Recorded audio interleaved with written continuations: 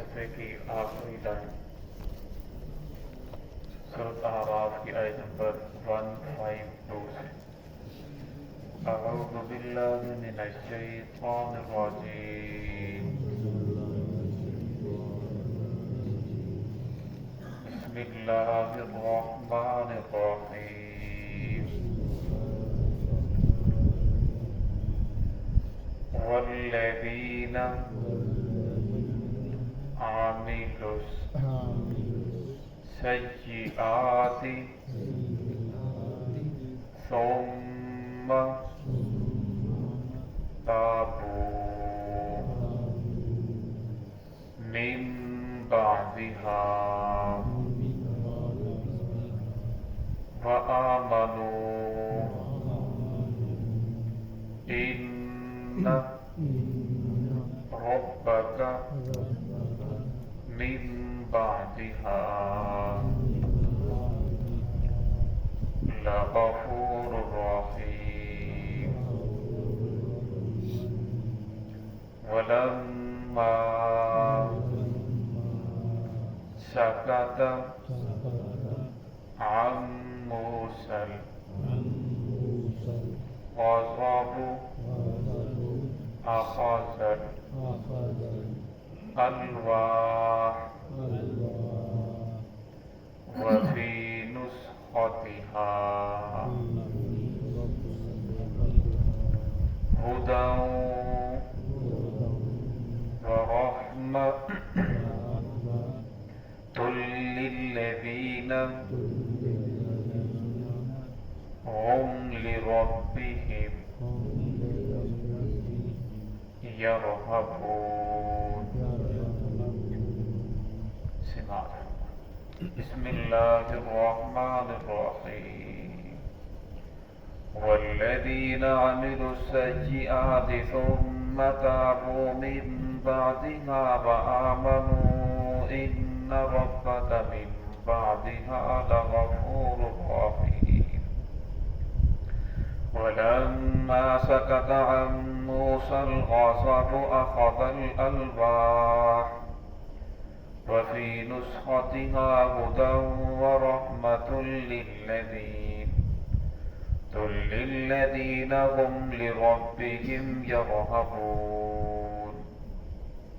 والذين عملوا السيئات وہ لوگ جنہوں نے برے عمل کیے ثم تابوا پھر انہوں نے توبہ کر لی من بعدها برے عملوں کے بعد فآمنوا اور وہ ایمان لے آئے ان ربک من بعدها بے شک آپ کا رب ان کے توبہ کرنے کے بعد لغفور الرحیم البتہ بڑا بخشنے والا اور رحم کرنے والا ہے. ولما سکت عن موسیٰ الغضب اور جب تھم گیا موسیٰ علیہ السلام کا غصہ اخذ الالواح انہوں نے تختیوں کو پکڑا فی نسختها اور اس میں لکھا ہوا تھا ہدی و رحمہ ہدایت اور رحمت للذین ان لوگوں کے لیے ہم لربہم یرہبون جو اپنے رب سے ڈرنے والے ہیں اپنے رب کو خوف رکھنے والے ہیں. اس پہلی آیت کے اندر اللہ رب العزت نے ایمان والوں کو جب ان سے غلطی ہو جائے فرمایا کہ اللہ کی رحمت سے مایوس نہیں ہونا چاہیے. انسان سے غلطی ہو جائے تو اللہ رب العزت نے غلطی ہو جانے والوں کے لیے توبہ کا دروازہ رکھا ہے, توبہ کا دروازہ کھلا ہے. فرمایا کوئی بات نہیں, غلطی ہو جانا کوئی بڑی بات نہیں, غلطی ہو جانے کے بعد اوپر ڈٹ جانا یہ بڑی بات ہے. فرمایا غلطی تو انسان سے ہی فطرت ہے انسان کی, انسان سے غلطی ہو جائے وہ توبہ کر لے, دوبارہ اپنا عقیدہ درست کر لے, عقیدہ وہ بنا لے جو محمد الرسول اللہ صلی اللہ علیہ وسلم دے کر گئے. ایمان اس طرح لے کر آئے جس طرح آپ صلی اللہ علیہ وسلم نے سکھایا. اپنے ایمان کو درست کر لے, پچھلے گناہوں سے توبہ کر لے, آئندہ نہ کرنے کا عزم کر لے. فرمایا اللہ رب العزت اس انسان کی توبہ کو قبول فرما لیتے ہیں. اور فرمایا من بعدها گناہ کرنے کے بعد اس نے توبہ کر لی. فرمایا اللہ رب العزت پھر آگے شرط لگائی وآمنوا وہ ایمان لے کر بھی آیا. قرآن پاک میں جہاں بھی آمنوا کا تذکرہ ہے اور پھر اللہ رب العزت وعامل الصالحات ایمان وہ ہوتا ہے, اصل ایمان وہ ہے جو انسان کو عمل کے اوپر مجبور کر دے. اس طرح تو بہت زیادہ مسلمان ہیں لیکن فرمایا کامل ایمان اس کا ہے جو انسان کو عمل کرنے پر مجبور کر دے, انسان ساتھ عمل بھی کرے. فرمایا ایمان لے کر آئے, ایمان سے مراد پھر انہوں نے اچھے عمل کرنے بھی شروع کر دیے. ان ربک من بعدها لغفور الرحیم فرمایا آپ کا رب تو بڑا بخشنے والا ہے، بڑا معاف کرنے والا ہے۔ تو توبہ کے بارے میں علماء نے ایک ضابطہ یہ بیان فرمایا، فرمایا توبہ کی دو قسمیں ہیں، ایک توبہ ہوتی ہے حقوق اللہ سے، ایک توبہ ہوتی ہے حقوق العباد سے۔ پھر حقوق اللہ کے بھی آگے دو قسمیں ہیں، ایک وہ ہے کہ جس کی قضا لازم ہے، دوسری وہ ہے کہ جس کی قضا لازم نہیں۔ مثلا انسان نے زنا کر لیا، شراب پی لی، یا طاقت ہونے کے باوجود اس نے جو امر بالمعروف نیکی کا حکم نہیں کیا، فرمایا یہ ایسی چیزیں ہیں کہ ان کی قضا لازم نہیں، انسان توبہ کر لے معاف فرما دیتے ہیں۔ کچھ چیزیں ایسی ہیں کہ جن کی قضا لازم ہے، مثلا نماز ہے، روزہ ہے، حج ہے، زکوٰۃ ہے، عشر ہے، فرمایا اس کی قضا لازم ہے۔ فرمایا اس کے بارے میں انسان کروڑہ مرتبہ بھی توبہ کرے تو توبہ کرنے سے یہ چیزیں معاف نہیں ہوں گی جب تک ان کی قضا نہیں کرے گا۔ اگر انسان بالغ ہوا، بالغ ہونے کے بعد کچھ نمازیں اس کی چھوٹ گئی، 2 سال کی، 4 سال کی، فرمایا جب اللہ رب العزت نے سمجھ عطا فرما دی تو اس وقت روزانہ ایک نماز کے ساتھ ایک نماز قضا کرنا شروع کر دے، اور اللہ کی ذات سے یہ مدد مانگے کہ اللہ اگر تو نے زندگی میں وفا کی تو میں ان کی قضا کروں گا، اگر زندگی نے وفا نہ کی تو لہٰذا پھر آپ مجھے معاف فرما دیں۔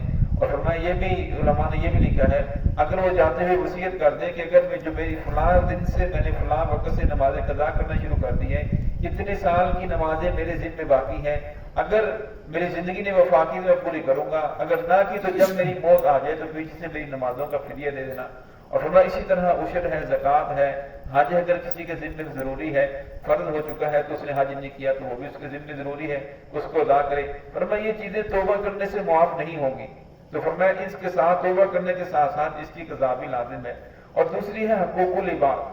حقوق العباد جب تک بندہ معاف نہ کر دے یا بندے کو اس کا حق ادا نہ کر دیا جائے، توبہ کرنے سے یہ چیزیں معاف نہیں ہوگی۔ انسان اگر کسی کا حق کھایا ہے اور بعد کے اندر آ کر اللہ سے توبہ کرتا ہے، معافی مانگتا ہے، فرمایا جب تک بندہ معاف نہیں کرے گا تو اللہ سے توبہ کرنے سے وہ چیزیں معاف نہیں ہوں گی۔ اس لیے فرمایا کہ توبہ کرنے کے ساتھ ساتھ انسان کو تھوڑی سی تفصیل سامنے رکھ کر توبہ کرے تو اللہ رب العزت اس کے لیے رحمت کے دروازے کھول دیتے ہیں۔ تو یہاں اللہ رب العزت فرمایا ان ربک من بعدها لغفور رحیم، اللہ تو بڑے بخشنے والے ہیں، بڑے مہربان ہیں۔ فرمایا اللہ رب العزت تو چاہتے ہیں کہ بندہ میرے ساتھ توبہ صلح کر لے۔ وسلم کی حدیث ہے کل بنی آدم خطاؤن وخیر الخطائین التوابون، کہ ہر بنی آدم خطا کار ہے، ہر انسان سے غلطی ہو جائے یہ اس کی فطرت ہے، اور بہترین خطا کار وہ ہے، بہترین غلطی کرنے والا وہ ہے جو توبہ کرنے غلطی ہو جانے کے بعد دوبارہ توبہ کر لے۔ فرمایا گناہوں سے توبہ کرنے والا ایسا ہے جیسے اس نے گناہ کیا ہی نہیں۔ فرمایا اللہ رب العزت بالکل جو ہے رجسٹروں سے بھی ختم کر دیتے ہیں، فرشتوں سے بھی بلا دیتے ہیں، جس جگہ اس نے گناہ کیا اس زمین کو بھی وہ چیزیں بلا دیتے ہیں، فرمایا بالکل اس آدمی کو پاک صاف کر دیتے ہیں۔ آج ہم دیکھتے ہیں اکثر تبصرہ ہوتا ہے کہ لوٹ مار ہے، مہنگائی بہت زیادہ ہے، پریشانی بہت زیادہ ہے، جو محافظ ہیں وہی لوٹ رہے ہیں، ملک کے جو حالات ہیں وہ بگڑتے چلے جا رہے ہیں۔ اس کے بارے میں لوگ مختلف تجاویز دیتے ہیں، اگر اس طرح کر لیا جائے تو یہ ہو جائے گا، اگر فلاں حکمران آ جائے تو مسائل حل ہو سکتے ہیں، اگر یہ لوگ اپنے آپ کو اس طرح درست کر لیں تو مسائل حل ہو سکتے ہیں۔ لیکن فرمایا اگر ہر انسان یہ سوچنا شروع کر دے کہ اگر ہر انسان توبہ کر لے تو حالات درست ہو سکتے ہیں، اگر ہر انسان اپنے اعمال کے اوپر نظر ثانی کر لے تو حالات درست ہو سکتے ہیں، اگر ہر انسان اپنے کردار کو درست کرنے کی کوشش کر لے تو حالات درست ہو سکتے ہیں۔ تو فرمایا ایک انسان کا اگر وہ برے اعمال کے اندر ملوث ہے، حالات کو بگاڑنے کے اندر اس کا پورا حصہ ہے، کچھ نہ کچھ حصہ ضرور موجود ہے، اور فرمایا اگر کوئی انسان نیکی کر رہا ہے تو حالات کو سدھارنے کے اندر اس کا کچھ نہ کچھ حصہ ضرور موجود ہے۔ تو اللہ رب العزت فرمایا کہ اللہ تو بڑے بخشنے والے ہیں۔ فرمایا اب اس کے بعد بھی اگر کوئی انسان توبہ نہیں کرتا، فرمایا انسان کی اپنی بد نصیبی ہے، اللہ نے تو توبہ کا دروازہ کھول رکھا ہے۔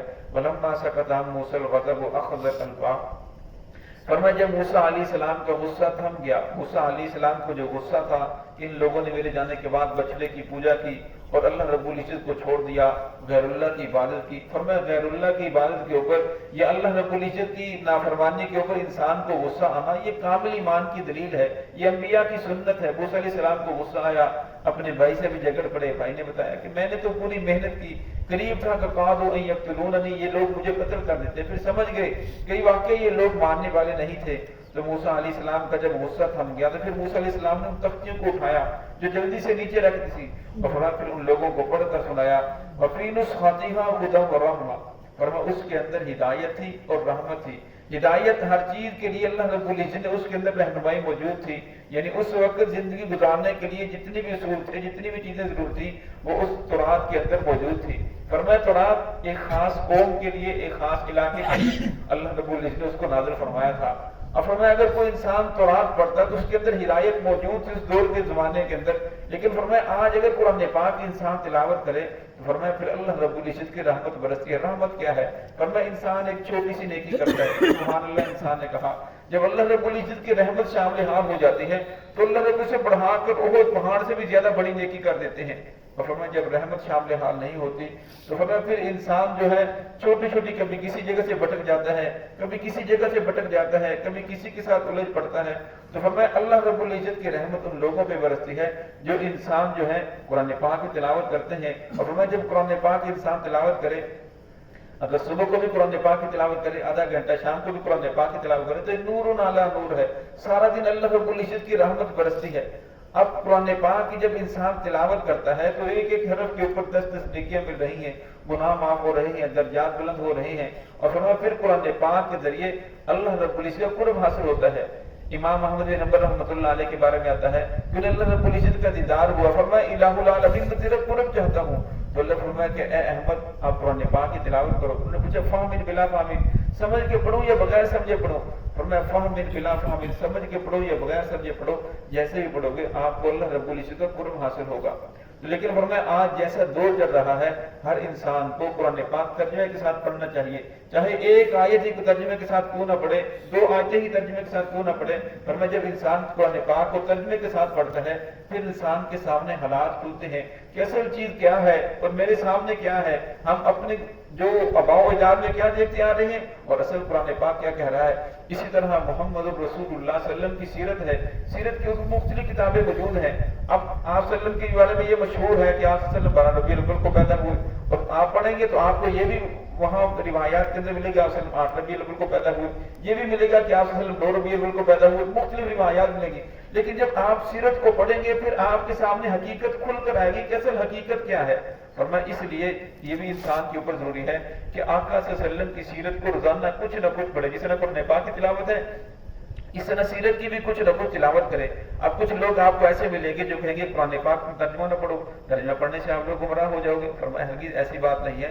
जिस तरह जो अहकामात है, मसलन अतीउ सल्ला नमाज का हुक्म है, अब नमाज की पूरी तफसील वो कुरान पाक के अंदर नहीं है। इसी तरह अल्लाह रब्बुल इज्जत अल्लाह रब्बुल जिसे चाहता है हिदायत देता है, जिसे चाहता है गुमराह करता है। बात बात तो इंसान ये समझता है जब हिदायत भी अल्लाह देता है गुमराह भी अल्लाह करता है, लिहाजा इंसान तो मजबूर है।